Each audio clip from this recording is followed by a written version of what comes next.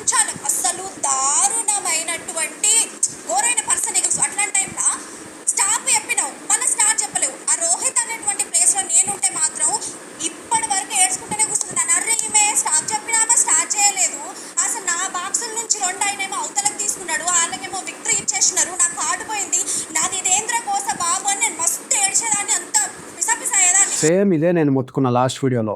రోహిత్ నాయుడు నీ కోసం నువ్వు స్టాండ్ తీసుకోకపోతే మాత్రం ఎవ్వడు రాడు. అతను పిల్లోస్ 2 తీసేసుకున్న వెంటనే నీ కోసం నువ్వు స్టాండ్ తీసుకొని ఉంటే ఈ రోజు ఫైర్ కార్డ్ నీ దగ్గర ఉండేది, కానీ నువ్వు తీసుకోలే.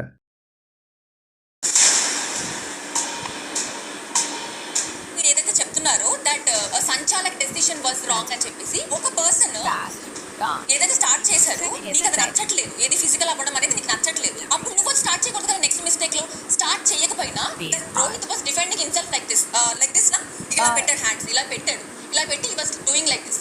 అమన్ అనే వ్యక్తి ఆడుతున్నప్పుడు ఏదైతే అది ఒక్కసారి అమన్ సుధాన్ ఎక్స్ప్రెషన్ చూడండి. అబ్బా అన్నీ బాగానే మేనేజ్ చేశానే, అసలు దొరకకుండా చూసుకున్నాను, ఇప్పుడు ఏంటి దొరికేశాను అనేసి. రోహిత్ నాయుడు ఫిజికల్ అయినప్పుడు అసలు ఫిజికల్ అవ్వకూడదు, నాకు నచ్చట్లేదు అని చెప్పి తర్వాత ఇతనే ఫిజికల్ అయ్యి పిల్లోస్ తీసేసుకున్నాడు.